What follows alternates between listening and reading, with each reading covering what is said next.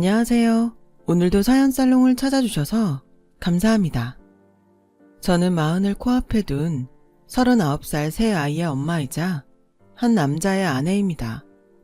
저보다 나이가 있으신 분들이 들으시면 코웃음이 나실 수도 있는데 곧 있으면 마흔이라 그런지 저도 새삼 제 인생을 되돌아보게 되네요. 짧다면 짧고 길다면 긴 시간이었는데 아직은 살 날이 더 많은 제 인생사도 참 파란만장했어요. 지금은 더없이 행복하고 감사한 생활을 하고 있지만 지난날을 떠올리면 지금 저의 인생은 기적이나 다름없다는 생각이 듭니다. 저는 10대 시절 불우한 환경 때문에 소위 말하는 날라리로 살았어요. 날라리라 하면 지금 어린 친구들한테는 생소할 수도 있는데 달리 다른 단어가 떠오르지 않네요.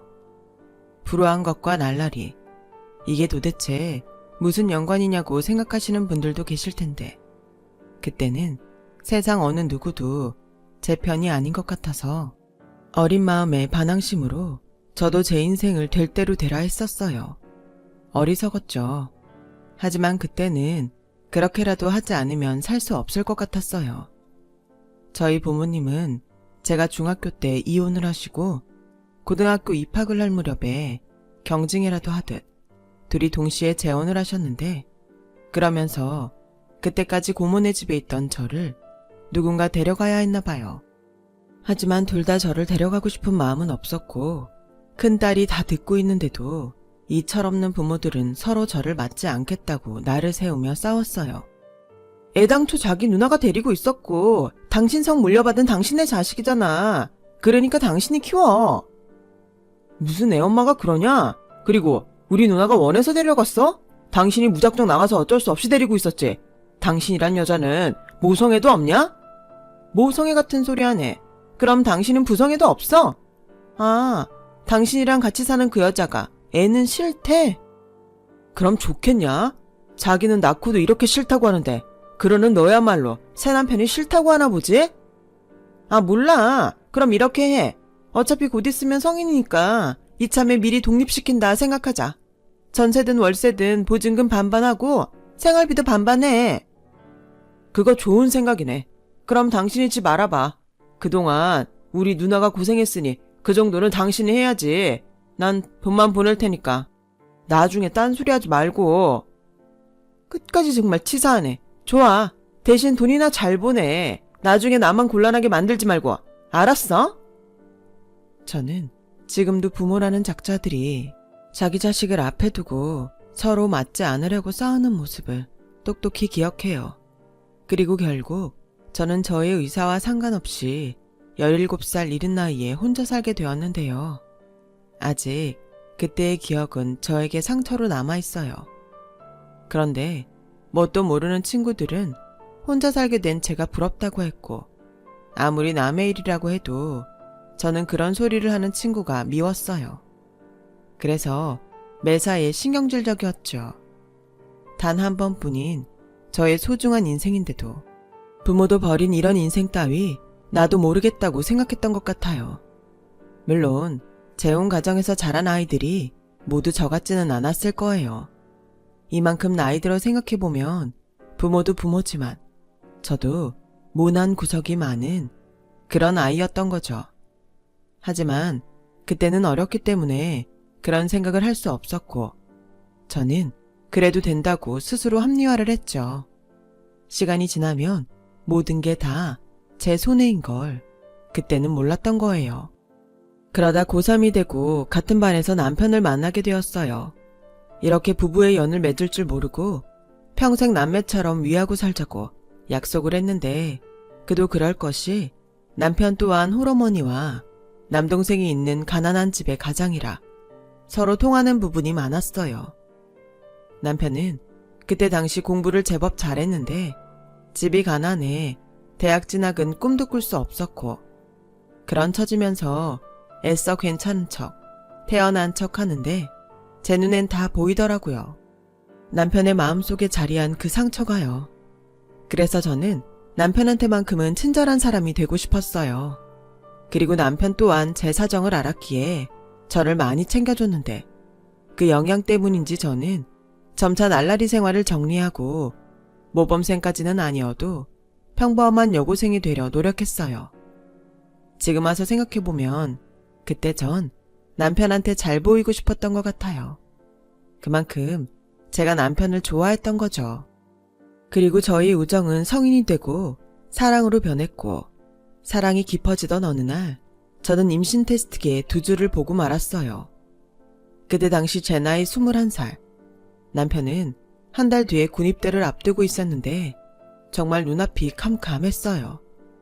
저희 부모야 워낙 저를 포기했으니 그 순간은 한마음 한뜻으로 혀를 끌끌 차며 네가 저지른 일 네가 해결하라고 저를 외면했고, 시어머니는 착한 남편을 제가 꼬드겨서 이를 이 지경으로 만들었다며 저를 탓하셨는데, 그렇게 첫 단추가 끼워지니 아무리 제가 시어머니에게 잘 보이려 해도 돌아오는 건 구박밖에는 없었어요.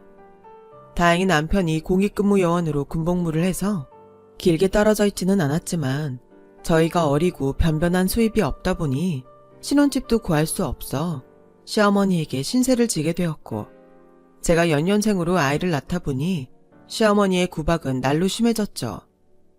아우, 집안 꼴 봐라. 넌 도대체 할 줄 아는 게 뭐냐? 설거지며 화장실이며 거실까지? 어머니, 죄송해요. 첫째 먹이고 둘째 바로 씻기느라 치우지를 못했어요.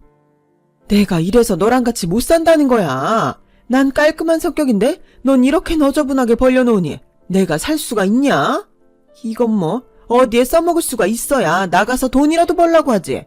왜 애는 또 대책 없이 줄줄이 나와서? 아휴, 어디서 저런 생 날라리가 우리 집에 들어와서 내 심기를 건드리는지. 내가 너만 생각하면 쪽팔려서 동네를 다닐 수가 없어.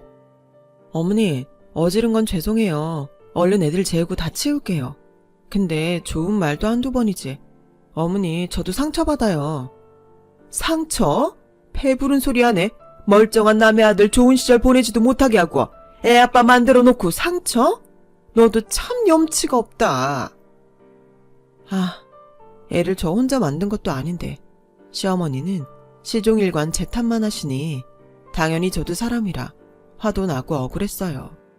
하지만 당장 갈 곳이 없으니 할 수 있는 건 시어머니의 날성 구박을 견디는 것뿐이었는데, 처음 몇 번은 너무 속상해서 남편한테 하소연도 했었다가 그 일로 남편과 시어머니가 크게 싸우는 통에 나중엔 어떤 말을 하시던 어떤 행동을 하시건 참을 인을 새겨야 했어요. 그때까지는 뭐 그래도 시어머니로선 속상하고 제가 싫을 수도 있다고 이해하려 노력했어요. 그리고 저희 아들은 저희가 책임지는 것이 맞으니 지금은 참고 나중에 애들 유치원이라도 갈 즈음에 그때는 그래도 젊으니 할 수 있는 일을 하자고 생각했는데요. 다행히 남편의 공익근무 생활이 끝나고 큰 벌이는 못 됐지만 남편을 좋게 봐준 분의 소개로 남편은 취직이 되었어요. 저는 그 후 아이 키우며 한 푼 두 푼 모아 드디어 결혼하고 5년 만에 월세지만 분가를 하게 되었어요. 변변한 살림살이도 없이 시작한 분가였지만 저는 앞으로 시어머니의 싫은 소리를 듣지 않아도 된다는 것만으로 충분히 기뻤고, 또 이젠 애들도 제법 컸으니 드디어 이제 나도 돈벌이를 할 수 있겠다 하고 생각할 즈음 시어머니는 집안일 할 사람이 없어져 그건 또 아쉬웠는지 걸핏하면 당신은 너무 바빠 못한다며 저를 시댁으로 불러 이불 빨래며 김장 같은 일을 시켰고, 그 결과 저는 두 집 살림을 하게 되어 몸이 더 고되고 힘들어졌어요. 아무리 구박을 하던 시어머니라도 저희가 갈 곳 없을 때 같이 산 걸 생각하면 시어머니가 하시는 부탁 모두를 거절하지는 못하겠더라고요. 하지만 어떡하든 취직을 하면 시댁 집안일에서는 해방될 수 있으니까 저는 틈틈이 구직 활동을 했죠. 직장생활 경험도 없고 아이 키우는 유부녀라 저를 받아주는 곳이 없어 속상해하고 있을 그때 셋째 아이가 저희 부부를 찾아왔어요. 이제 좀 애들을 떼놓고 무언가 해보려 했던 타이밍이라 솔직히 반가운 마음보다는 아쉬운 마음이 컸는데 셋째 소식에 남편이 너무 좋아하더라고요. 그래서 저 역시 너무 외로웠던 사람이라 복닥복닥 살고 싶은 마음이 있었기 때문에 셋째 아이를 기쁜 마음으로 맞이하기로 했어요. 하지만 저는 또 임신으로 집에 있어야 했고, 제가 셋째를 가졌다는 소식을 들은 시어머니는 임신한 저보다도 자기 아들 힘들어 어쩌냐며 또 저를 구박하셨어요. 얘, 너는 취미가 임신이니? 네 남편 벌이 생각하면 네가 알아서 조심했어야지. 취직하겠다고 설치더니 너 일하기 싫어서 일부러 애 가졌지?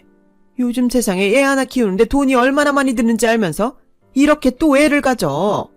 넌 시집와서 도대체 한 게 뭐야?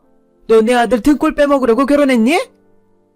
어머니, 무슨 말씀을 그렇게 하세요. 그리고 저도 애 키우느라 고생했어요. 물론 계획한 아이는 아니지만 소중한 아이잖아요. 어머님이 저 별로 마음에 들어하지 않은 건 알지만 손주들한테 그러지 마세요. 너 지금 나한테 훈계하냐? 아주 임신을 하더니 지가 뭐라도 되는 줄 아네. 너 행여 임신했다고 내가 봐줄 줄 알면 오산이야. 나 때는 만삭이어도 할 건 다 했어. 솔직히 기대도 안 했어요. 첫째, 둘째 가졌을 때도 그렇게 저를 못 부려먹어 안달이셨는데 오죽하시겠어요.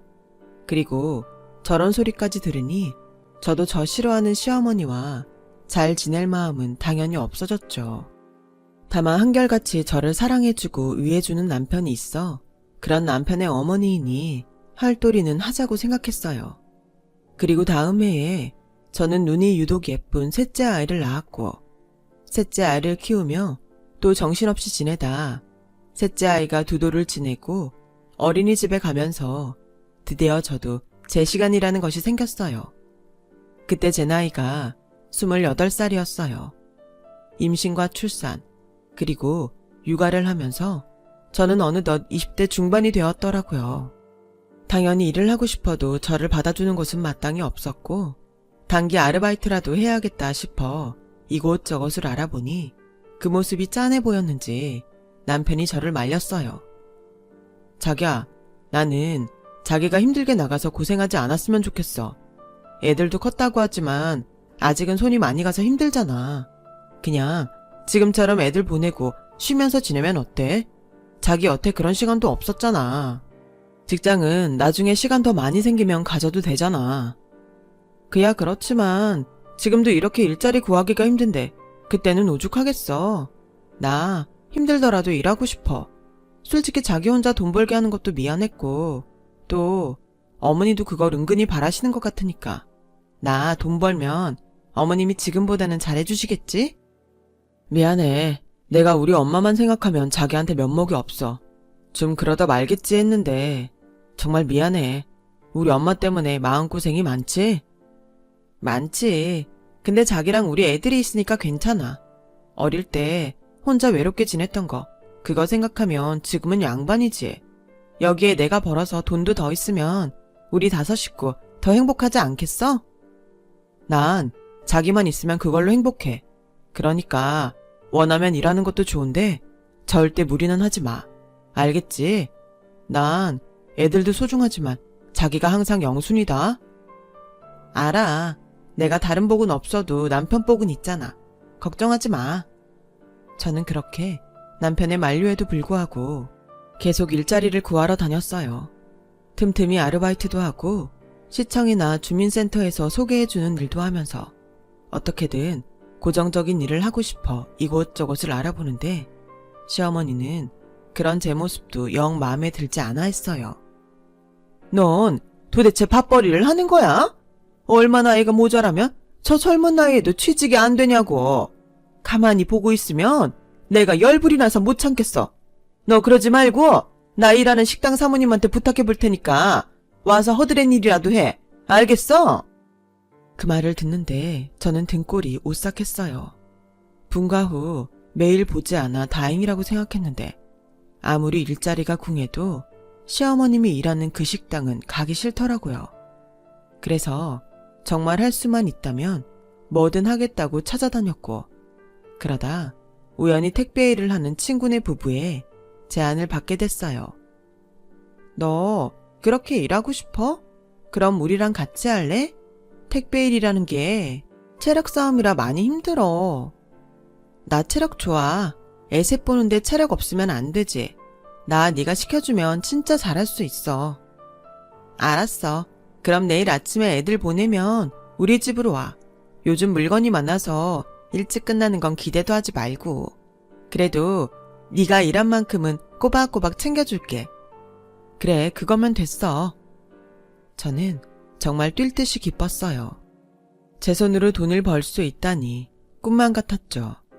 하지만 남편은 너무 힘들 것 같다고 걱정했고, 시어머니는 하다 택배 일을 하냐며 꼭 저처럼 무식한 일을 한다고 저를 무시했는데, 그 순간은 아무런 말도 귀에 들리지 않았어요.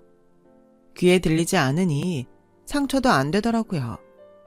그 후 저는 정말 열심히 일했어요. 그리고 택배 일을 하면서 덕도 많이 봤는데, 제가 아이 셋을 낳고 살이 15kg 넘게 쪄서 고민이 많았거든요. 근데 택배 일을 하고 3달이 지나니 다이어트가 절로 됐어요. 돈도 벌고 살도 빼고, 그리고 3달이 지나니 동네 지리도 눈에 훤해지는 게 일이 재밌더라고요. 이게 바로 돈 버는 맛인가 하며 정말 하루하루가 보람있고 즐거웠어요. 그렇게 2년 정도가 흘렀어요. 그동안 체력도 많이 길러지고 일도 능숙해져서 일하는 속도도 빨라졌는데, 뜻밖의 청천벽력 같은 소리를 듣게 됐어요. 미란아, 우리 그이 사고가 났어 지금. 수술 들어갔다는데 상대 운전자가 많이 다쳤어. 미란아, 우리 이제 어떡해? 저는 친구의 전화에 놀라서 아무 말도 떠오르지 않았어요. 그래서 친구 남편이 수술 중이라는 병원으로 달려갔고, 그곳에서 모르는 사람들에게 둘러싸여 갖은 험한 소리를 듣는 친구를 보게 되었어요. 얘기를 들어보니 많이 다쳤다는 상대의 가족 같은데, 애석하게도 그 운전자가 수술 중 죽고 말았더라고요. 다행인지 불행인지 친구 남편의 생명에는 지장이 없었는데, 평생 휠체어를 타야 하는 신세가 되었고, 그 때문에 더 이상은 운전을 할 수가 없어서 택배 일을 그만둬야 할 것 같다고 하더라고요. 친구는 저한테 많이 미안해했어요. 하지만 저는 그런 친구가 더 걱정이었는데, 합의를 위해 살던 집도 팔고 차 역시 사고로 여기저기 손볼 곳이 많아 헐값에 팔아야 될 것 같다고 했는데, 그러고도 돈이 많이 부족하다고 했어요. 저 역시 형편이 누굴 도와줄 처지가 아니라 마냥 미안한 마음뿐이었죠. 그런 제 마음속에 그럼 그 택배차를 내가 사서 택배 일을 계속하면 어떨까 하는 생각이 들었어요. 하지만 남편은 반대를 하더군요. 뭐? 자기가 택배차를 몰겠다고? 나 대형 면허 있잖아. 그리고 일하면서 가끔 몰아보기도 했어. 그래도 사고 차량은 좀 그렇잖아. 그러지 말고 자기야, 이제 다른 일을 알아보는 게 어때? 에이, 여태 해온 일이 이건데 누가 다른 일을 시켜주겠어. 그리고 내가 일하면서 보니까 택배 일이 몸은 힘들어도 돈이 꽤 되는 것 같더라고. 너무 돈 하지 말고. 당신 친구 남편 그런 거 보면 안 무서워? 난 무섭다. 조심해서 살살 할게. 그리고 현실적으로 우리 애들 지금 학원도 다 다니는데 내가 놀면 그걸 어떻게 감당해. 그리고 우리도 이사해야지. 난 힘들어도 돈 벌 수 있는 지금이 더 좋아. 저는 그렇게 고집을 부렸어요. 제가 너무 하고 싶어 하니 남편은 더는 말리지 못했는데, 시어머니가 의외로 제 편을 들어주더라고요. 냅둬라. 지가 하고 싶다고 하는데, 그리고 듣자 하니 그 탑차도 거의 거저준다며. 이런 기회가 어딨냐? 난 찬성이다. 도둑질하는 것도 아니고 지랑 딱 맞아서 한다는데 그걸 왜 말려? 따지고 보면 편들어주는 것도 아니었지만, 저는 그렇게 사업이라고 하면 좀 부끄럽지만 제 이름으로 일을 시작했어요. 그동안 단순히 배달만 하다가 대리점과 연계해서 일을 하니 할 일이 생각보다 많았고, 그러면서 실수도 여러 번 하게 됐는데 첫 술에 배부를 수 없으니 다 경험이라 생각하고 일을 하는 중 제가 물건을 배달하고 나오다 시어머니를 보게 되었어요. 그 동네가 저희 시어머니가 일하시는 식당이 있는 동네였거든요. 은근 마주칠까 염려는 했는데 그게 딱 현실이 되니 멈칫해지더라고요. 하지만 이왕 이렇게 됐으니 어쩌겠어요. 저는 웃으며 어머니 하고 인사를 했고 시어머니는 그런 저를 보며 인상을 팍 구기셨는데 그날 저녁 저희 집에는 저보다 먼저 쳐들어온 시어머니가 잔뜩 화가 나서 저를 기다리고 있었어요. 얘, 넌 뭐가 그렇게 자랑스럽다고 나한테 인사를 하니? 내가 진짜 아까 너무 쪽팔려서 얼굴이 다 화끈거렸어. 네? 제가 뭐 창피한 일을 하는 것도 아닌데요. 그리고 어머님을 뵙고 그럼 인사도 하지 말아요. 그럼 또 인사 안 했다고 뭐라고 하실 거면서. 뭐야? 너 지금 나랑 싸우자는 거야? 그럼 어떡해요. 저도 일하느라 그 동네 다녀야 하고 어머님은 저를 창피하다고 하시면 모른 척할 수밖에 없잖아요. 아, 하필 왜 너 같은 게 내 며느리인 거냐고. 하늘도 정말 너무하셔. 남편 없이 내내 힘들게 산 나한테 어쩌면 그렇게 매정하냐? 엄마 그만해. 그 일 하라고 등 떠밀 땐 언제고 이제 와서 그래. 그리고 나 이제 이 사람한테 엄마가 함부로 하면 안 참을 거야. 그러니 엄마는 앞으로 이러실 거면 우리 집에 오지 마요. 뭐야? 여태 나와서 길러줬더니 너 지금 네 마누라 편드느라 이 엄마한테 오지 말라는 거야? 아, 내가 이 꼴 안 보려면 일찍 죽어야지, 여보. 시어머니는 그렇게 신사한탄을 한참 하시다 단단히 화가 나셔서 돌아가셨어요. 그리고 그 후로는 연락도 없으셨고 제가 어쩌다 연락을 드려도 받지 않으셨는데 솔직히 편하더라고요. 남편도 신경 쓰지 말라고 하고요. 그런데 그렇게 3개월 조금 지났을까? 도련님한테 연락이 왔어요. 그동안 만나는 여자가 있었는데 이번에 그 여자와 결혼을 하기로 했다며 저희 가족도 집에 와서 인사를 하면 어떻겠냐고 했어요. 형수, 이번 주 일요일이에요. 잊으시면 안 돼요. 네, 근데 어머님이 화가 안 풀린 것 같은데 괜찮을지 모르겠어요. 여자친구 앞에서 망신당하는 거 아닌가 걱정도 되고요. 형수, 걱정 마요. 엄마 못 그래요. 그러니까 저만 믿고 편하게 오세요. 도련님은 남자이면서 매사 싹싹하고 다정한 성격이었어요. 그래서 저에게 시어머니가 뭐라고 하면 중간에서 기분 나쁘지 않게 중재 역할도 곧 잘해주곤 했는데 그런 도련님이 아직 이른 나이 같은데 벌써 결혼을 생각하고 있더라고요. 그리고 그 주 일요일에 시댁에 가보니 도련님이 왜 걱정하지 말라고 했으며 또 그렇게 빨리 결혼을 하고 싶어 하는지 이유를 알 것 같았는데요. 동서가 될 그 여자는 누가 봐도 부요한 집안에 사랑 많이 받고 자란 티가 났는데 그 모습을 보고 있자니 같은 여자지만 저도 반할 것 같았어요. 그리고 이야기를 쭉 듣고 있으니 친정 부모님은 모두 호주에 계시고 독일에서 유학까지 하고 와 지금은 잠시 한국에서 쉬고 있다고 했는데 결혼하면 자기는 현모양처가 되고 싶다고 말했어요. 호주에서 부모님이 다달이 생활비를 보내주시는데 그 돈이면 딱히 일을 하지 않아도 된다고 하더라고요. 세상에나, 저에게는 있을 수 없는 일인데 시어머니는 그 소리를 듣고 얼굴 가득 미소를 지으며 저 들으라는 듯 이렇게 말씀하셨어요. 그래, 여자는 자고로 집에서 살림하면서 애 키우고 남편 내조하면 그게 행복이고 보람이지. 나는 네가 시집 오면 아무것도 안 시킬 거야. 이렇게 보고만 있어도 아까운 며느리를 내가 뭘 시키겠어. 그나저나 너 시집 오면 니네 부모님은 딸 보고 싶어서 어쩌누. 이렇게 곱고 예쁘게 키우셨는데. 저희 부모님은 워낙에 개방된 분이시라 안 그러세요. 오히려 자식이라도 인생은 각자 따로 있다고 생각하시거든요. 역시 배우고 있는 집안은 뭐가 달라도 다르네. 정말 누구랑 너무 비교된다. 누구요? 있어. 네 발톱에 때만도 못한 그런 며느리가. 그런 얘긴 하지 말고 이제 가족이나 다름없으니 잘 지내자 아가. 도련님 말처럼 대놓고 저한테 함부로 하시진 않았지만 역시나 저는 기분이 나쁘더라고요. 그렇다고 새 식구 앞에서 얼굴을 붉힐 수 없으니 못 들은 척 하려고 했는데 동서될 여자가 먼저 다가와 말을 걸었어요. 형님. 아, 형님이라고 불러도 되죠? 한국은 그렇다고 해서요. 그래요, 편하게 불러요. 제가 들었는데 형님 택배 기사 하신다면서요? 여자 몸으로 힘들지 않으세요? 세상에 안 힘든 일이 어딨어요. 그래도 저는 이 일이 재밌어요. 저절로 운동도 되고. 그러니까요. 형님 몸매 진짜 예뻐요. 누가 보면 따로 관리받으신 줄 알겠어요. 나중에 저도 가끔 형님 따라서 아르바이트 해도 돼요? 어머, 얘아가, 넌 그런 험한 일 하는 거 아니야.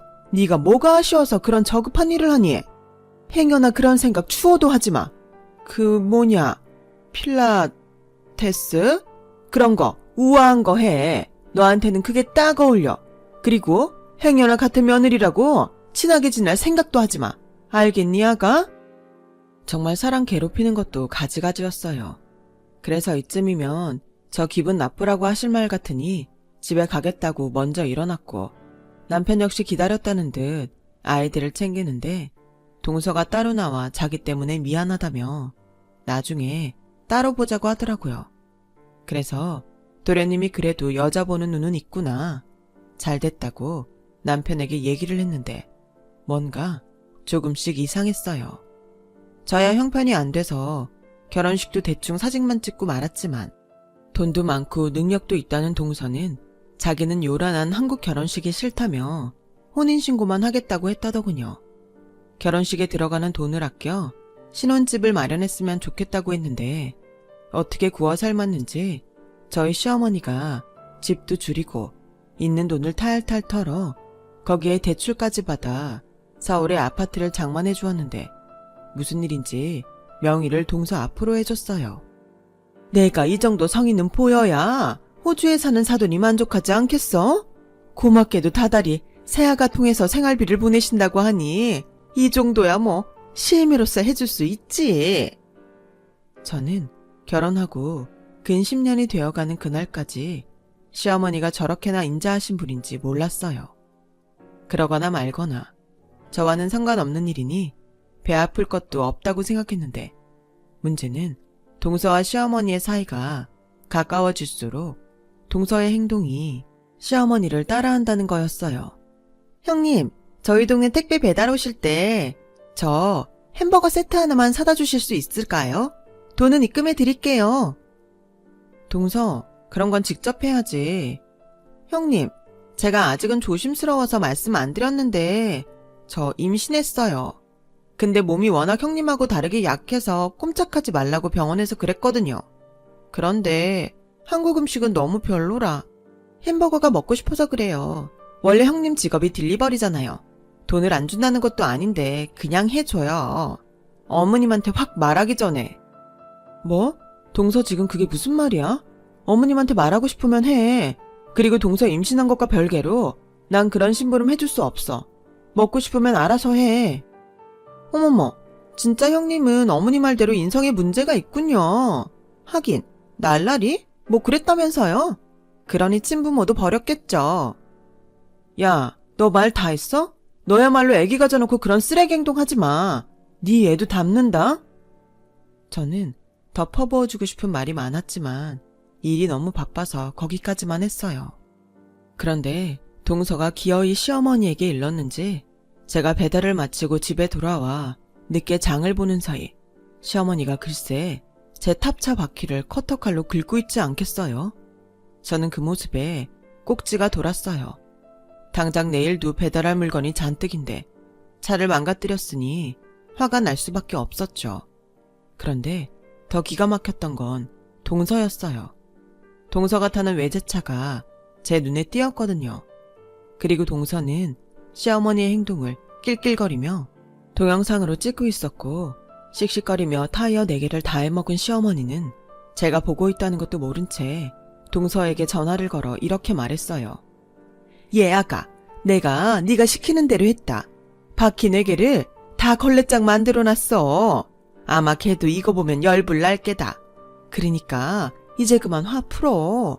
애까지 가졌는데 엄마가 그렇게 속을 끓이면 애한테도 안 좋아. 내가 사진 찍어서 보내줄까? 그러니까 저 짓을 동서가 시켰고 동서는 그걸 몰래 동영상으로 찍고 있었다는 건데 그 모습을 보니 시어머니도 시어머니지만 동서를 가만둘 수 없었어요.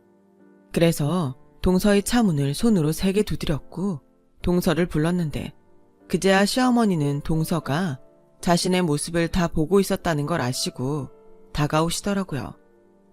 아씨, 형님 때문에 들켰잖아요. 동서 미쳤어? 지금 어머니 시켜서 내 차를 저렇게 만든 거야? 어머, 누가 시켰다고 그래요? 저는 어머님이 돈 없는 행동을 할까봐 힘들게 여기까지 온 거예요. 말리려고요. 아까 동영상 찍으면서 낄낄거리는 거 다 들었거든? 그리고 동서가 시켰잖아. 시어머니 통화하는 소리도 다 들었어. 어머, 웃겨? 증거 있어요? 어머니, 형님 차에 그렇게 하시면 어떡해요? 제가 걱정돼서 여기까지 왔잖아요. 정말 우리 어머니 못 말려. 그야, 나는... 시어머니는 많이 당황한 눈치였어요. 왜 아니겠어요. 동서가 시켜서 했는데. 동서가 그 모습을 지켜보고 있었고 이젠 영 다른 말을 하니 자기도 난처했겠죠. 하지만 언제나 그렇듯 시어머니는 제가 만만하니 동서의 편에 서기로 했고 그 뒤로는 시키지 않아도 알아서 술술 말을 하는데 기가 찰 노릇이었어요. 내가 너 하는 짓이 볼 수가 없어서 그랬다. 네가 그러고도 손윗 사람이야? 너 솔직히 말해봐. 내가 너 싫어하는데 둘째는 예뻐하니까 심술났지? 그래서 그렇게 네 동서한테 함부로 한 거잖아. 내가 너 정신 차리라고 한 거다. 신고하려면 해. 어머니, 아무리 동서가 더 좋으셔도 이건 아니죠. 그리고 저 신고할 거예요. 여기 CCTV며 차들 블랙박스가 얼마나 많은데. 아마 동서가 동영상 찍고 낄낄거리는 것도 다 찍혔을걸요? 뭐가 어쨌다고? 어머니 신경 쓰지 마세요. 형님이 화나서 협박하는 거예요. 어머니, 우리도 협박자료 걸면 돼요. 얼른 가게 타세요. 제가 집까지 모셔다 드릴게요. 저는 어머니 모시러 여기 온 거예요. 어머, 그랬니? 걸어가면 되는데 마음씨도 예뻐라. 그래, 가자. 두 사람 가긴 어딜 가요? 저랑 경찰서 가셔야죠. 저 지금 신고합니다. 저는 동서의 외제차 앞에 딱 붙어서 막았어요. 그리고 112에 신고를 하는데 동서가 글쎄 차를 그대로 출발시킨 거 있죠. 그 차를 피하다 벽에 부딪혀서 다치게 된 거예요. 그리고 그 모습을 남편이 보게 되었는데 남편이 너무 놀라 달려왔죠. 저를 친 사람이 동서라는 것을 알고 화를 엄청 냈는데 그때였어요. 갑자기 배가 아프다며 동서가 울기 시작하더라고요. 아, 배야. 어머니, 저 아무래도 너무 놀라서 애가 잘못됐나 봐요. 뭐야? 너 병원에 가봐야 하는 거 아니니? 사실 제가 아까부터 아팠거든요. 그래서 브레이크를 밟는다는 게 악셀을 밟아서. 재수씨, 지금 그게 말이 된다 생각해요. 당장 내려요. 자기야, 괜찮아? 예, 정윤아. 지금은 네 처보다 얘가 더 급한 것 같으니까 네가 운전 좀 해라. 산부인과 가야 해. 엄마도 미쳤어? 정훈이 불러. 나는 내 사람 챙길 테니까. 그리고 아무리 식구라고 해도 절대 그냥 안 넘어갈 테니까 각오하고요. 예, 정윤아. 어머니, 저 죽을 것 같아요. 구급차 좀 불러주세요. 애기 잘못돼도 좋으세요? 시어머니는 애기가 잘못된다는 말에 어찌할 줄 몰라 하더니 결국 구급차를 불렀어요. 그리고 그날 저녁 식구들끼리 있었던 일이니 그냥 덮자고 전화를 하셨는데 저도 저지만 남편이 절대 그럴 수 없다며 전화를 끊어버렸죠. 쇼였는지 뭐였는지 동서는 다니던 산부인과에 입원했고 저 역시도 사고는 사고이니 입원을 했는데 이 사실을 안 대리점 점주께서 저희 부부를 찾아와 그동안 저를 눈여겨보고 계셨다면서 자기가 도와주겠다고 했어요. 내가 미란 씨 일하는 거 계속 지켜봤잖아요. 여자 혼자서 이 일 한다는 게 쉽지 않거든. 근데 미란 씨는 우리 일이 좋다고 항상 밝게 일해줘서 나도 얼마나 고마웠는지 몰라요. 맨날 배송기사들 갑질당해서 못해 먹겠다는 소리만 들었는데 그래서 생각해봤는데 대리점 점주 자리를 미란 씨한테 주려고 했는데 잘 됐네요. 내가 미란 씨만 괜찮다고 하면 본사에 말해서 우리 회사 배송 차량에 손해를 입힌 거랑 미란 씨 상해 입힌 걸로 고소하자고 잘 말해볼게요. 저는 솔직히 그러고 싶었어요. 하지만 남편이 마음에 걸려 대답을 못하고 있었는데 남편이 먼저 그렇게 해달라고 하더라고요. 저는 괜찮냐고 남편에게 물으니 이참에 자기 어머니도 이러면 안 된다는 걸 배워야 한다고 그러자고 했어요. 그렇게 본사 이름으로 시어머니와 동서에게 고소장이 갔고, 고소장을 받은 시어머니는 야밤인데도 저희 집에 들이닥쳐서 당장 회사에 말해서 취하하라고 윽박을 지르셨는데요. 야, 너 세상 무서운 줄 모르지? 좋은 말 할 때 당장 고소 취하해? 제가 고소한 게 아니에요. 네가 말해서 취하하게 만들란 말이야. 무슨 집안 싸움을 자랑이라고 동네방네 떠들어. 너 호주에 있는 사돈이 어떤 사람인 줄 알아? 국제 변호사. 내가 중간에서 창피해 죽겠으니까 좋은 말 할 때 취하해. 알겠어? 엄마, 여기 이 사람도 이제 엄마가 무시할 급 아니야. 오죽하면 회사에서 나서. 엄마도 제발 정신 차려. 이 얼뜨개 같은 놈? 애당초 저런 거랑 엮인 네가 문제야. 네 동생을 봐. 그러고도 뭐 느끼는 거 없어? 없어. 난 다음에 태어나도 엄마 아들은 싫은데 미란이 남편 할 거야. 저런 미친놈? 그렇게 시어머니는 돌아가셨어요. 그리고 며칠 뒤 경찰서에서 연락이 왔는데 제 변호사라는 분이 먼저 도착해 시어머니를 만나고 있더라고요. 그러자 시어머니의 표정이 여태 본 적 없는 그런 얼굴이었는데 아마도 제가 대리점 점주가 되고 앞으로 받는 대우가 달라질 거라는 걸 변호사를 통해 알게 된 모양이더라고요. 그리고 시어머니는 저를 본 순간 달라진 얼굴로 저를 붙들고 애원하기 시작했어요. 예, 아가, 너도 알잖니? 나는 걔가 시켜서 했어. 지 임신했다고 사람을 들들 볶는데 그럼 어떡해? 아주 뻑하면 깜을 지르는데 나도 당해낼 수가 없겠더라고. 예, 나도 중간에서 참 힘들었다. 그러지 말고 네가 나는 빼고 걔만 혼내주면 안 되겠니? 내가 앞으로 너한테만 잘할게. 어머니, 이제 와서 왜 그러세요? 제 앞에서 동서 감쌀 땐 언제고요? 저 결혼하고 이날 이때까지 어머님 구박에 정말 힘들었어요. 남편 아니었으면 진작에 이혼했다고요. 저는 사정사정하며 매달리는 시어머니를 뿌리쳤어요. 그러자 경찰서 바닥에서 대굴대굴 구르며 시어머니는 억울하다고 대성통곡을 하는데 아무리 그러셔도 소용이 없었죠. 그리고 소장을 받은 동서는 끝끝내 조사를 받으러 나오지 않았고 급기야 행적을 감춰버렸는데 경찰에서는 수배까지 내려 동서를 찾았고 결국 체포가 되어 저희 부부에게 연락이 왔어요. 그리고 그곳에서 아주 놀라운 사실을 듣게 되었는데요. 글쎄, 동서가 신분 세탁을 했다는 거예요. 곧이어 이 소식을 들은 시어머니도 경찰서에 달려오셨는데 아주 드라마도 그런 드라마가 없었어요. 야, 그동안 잠잠하다 했는데 신분을 속이고 시집을 가셨네. 저기 선생님, 그게 무슨 말이에요? 속이다니요. 저희 둘째가 지 부모님이 모두 호주에 계신다고. 지 부모가 국제 변호사라고 했는데. 얘, 너 말 좀 해봐라. 너 독일 유학까지 다녀왔다며? 호주요. 정희수, 이 여자 고아예요. 아마 독일어는 고사하고 영어도 할 줄 모를걸요. 그리고 여기 기록 보면 어릴 때부터 아주 유명 인사였어요. 잘하면 이변에 실형 살면 꽤 있어야 할 것 같은데 임신 중이라니 운이 좋다고 해야 하나? 뭐 형은 살긴 살아야 할 거예요. 고소가 취하되지 않는다면. 형님, 제발 한 번만 저 봐주면 안 돼요? 제가 잘못했어요. 그리고 이거 동영상 보시면 알겠지만 이 일은 다 어머님 때문이에요. 저는 어머님이 그렇게 하신다고 해서 쫓아간 게 다라니까요. 이봐, 그쪽이 나 차로 밀었던 건 기억 안 나? 그건 급발진이었어요. 제 잘못은 하나도 없어요. 뭐라고? 야, 너 나한테는 배가 아파서 실수로 악셀 밟았다고 했잖아.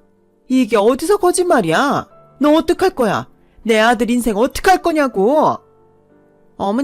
어머니야말로 자기가 사고 다쳐놓고 저를 끌어들이면 어떡해요. 저는 임신까지 했는데. 뭐야? 네가 그렇게 해달라며?